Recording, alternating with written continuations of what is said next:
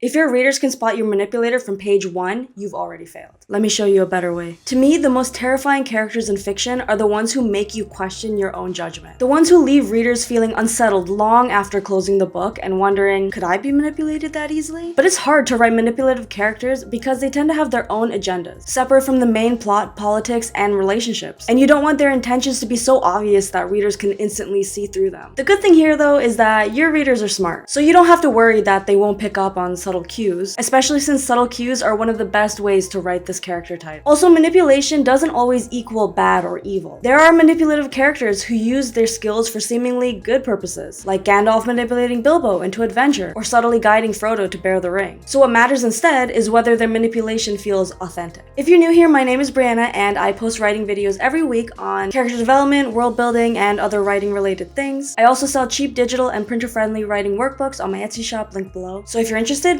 hit subscribe. Today I'm going to show you how to create truly effective manipulative characters that get under even your skin and make you question everything as you write. We'll talk about the psychology of manipulation, the 3 dimensions it works within, strategies and traits manipulators have, and how to set up how their manipulation operates throughout the story.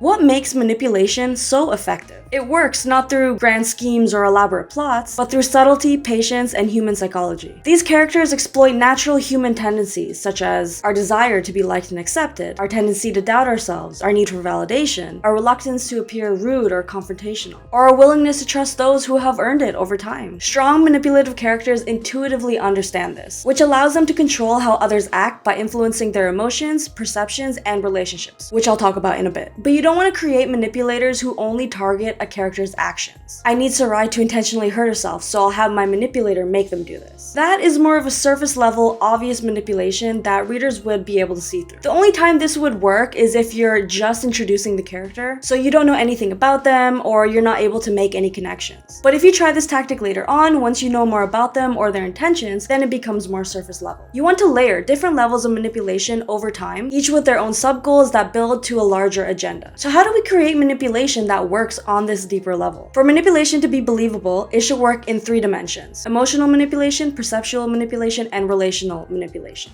Emotional manipulation targets someone's feelings by creating guilt, fear, obligation, desire. A skilled manipulator will make their target feel emotions that serve their goals. Perceptual manipulation controls how the target sees reality. Through gaslighting, sharing only specific information, or reframing events, the manipulator becomes the lens through which the target sees the world. Relational manipulation controls who the target trusts, loves, or fears. The manipulator will typically isolate their target, damage other relationships, or position themselves as the only reliable ally by saying things like, they don't understand you like I do. In Gillian Flynn's Gone Girl, Amy Dunn doesn't just manipulate Nick's actions. She manipulates his emotions through guilt, fear, and obligation, his perception by making him question events and his own memory, and his relationships by isolating him from others and turning people against him. Having a character that can adopt this kind of 3-dimensional approach is what will make them the most effective manipulator. Now, whether your manipulator is a villain, antihero, protagonist, queen, scribe, side character, regardless of who they are or how they're morally aligned, all effective manipulators tend to use the following tools. They offer false choices, so rather than forcing somebody to do something, they present limited options where all roads lead to the manipulator's desired outcome. They incrementally test boundaries. They don't start with big demands. They begin with small demands and gradually push the boundaries to see what they can get away with. And these boundaries can be pushed even further if they're able to establish trust within their target. They're strategically vulnerable. They share carefully selected personal information to create false intimacy and obligation. I've never told anyone this before, but I used to climb onto the roof every night as a child to watch the sunset. They distort reality by questioning memories, reinterpreting past events, or selectively emphasizing certain facts while hiding others, essentially gaslighting. They conduct intermittent reinforcement, and by this I mean that they alternate between reward and punishment unpredictably. And this creates an addiction to their approval. They're constantly gathering information, asking questions about everyone around them because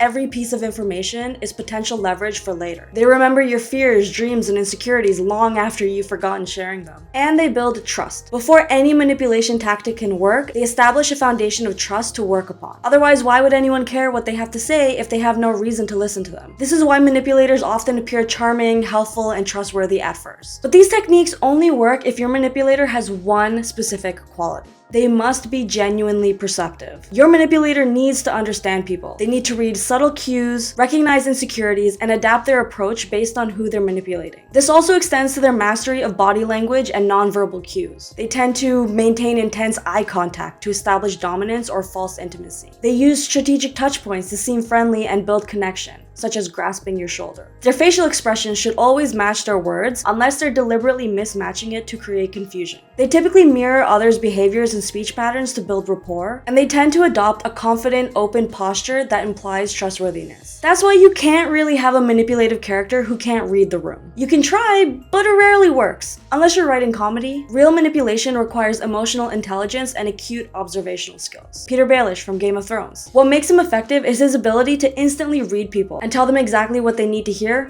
just like that. Also pay attention to how your manipulator might shift between playing the victim and being the bully as circumstances change. When their target doesn't respond to sympathy plays, they might switch to intimidation tactics. This fluidity is key to how effective they are because they're never locked into just one approach. But how do you show this perceptiveness without dumping too much exposition? Set up the scene by showing your manipulator observing someone and picking up on subtle tells or insecurities. Mark noticed how Sarai's smile faltered at the mention of her promotion, how her fingers tightened around the wine glass. Show them using a specific manipulative technique that they've chosen based on their target. Later when they were alone, Mark sighed. It's exhausting, isn't it? Being passed over by people who just play the game better. That was me a couple years ago.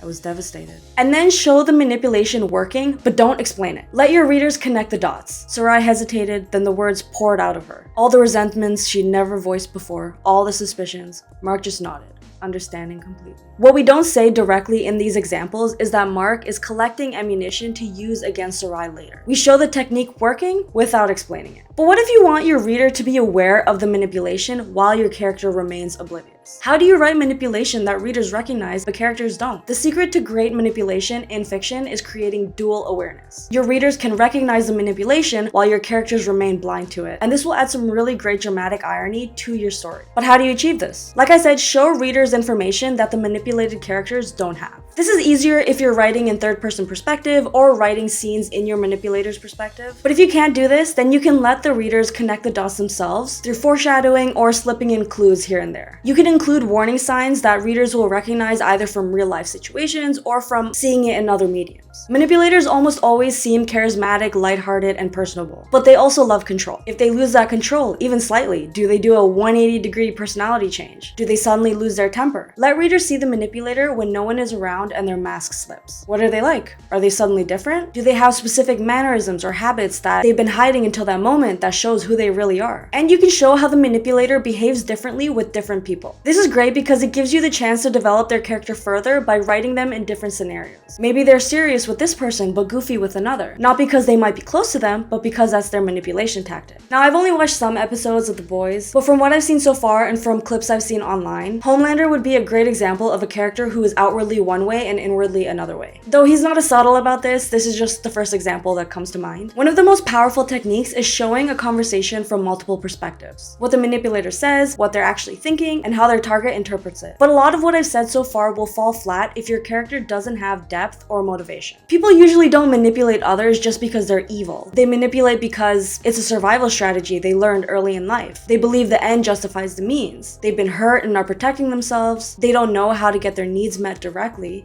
or they crave control in a world that feels chaotic. Your manipulative character should have a coherent psychology that explains why manipulation is their tool of choice. Cersei Lannister's manipulation stems from a lifetime of being dismissed and underestimated, so her techniques make sense given her experiences. Creating actually strong manipulative characters requires us to understand both the techniques of motivation and the psychology behind them. When your manipulator works in 3 dimensions, has genuine perceptiveness, utilizes practical techniques, and has clear motivation for their manipulation, we create characters that disturb and fascinate readers in equal measure. The best manipulators should manipulate other characters and your readers themselves. Make them question their judgments, sympathies, and even their own vulnerabilities to such tactics. Okay, so you're ready to write the best manipulative character the world has ever seen. How do you get started? You can watch my other YouTube videos to write better villains or develop your own writing voice. Or if you want structured writing workbooks that are cheap, digital, and printer friendly, you can check out my Etsy shop where I sell writing workbooks on character development, world building, and more. If you're new here, hit subscribe for more content like this. I post post new writing videos every week until the next chapter.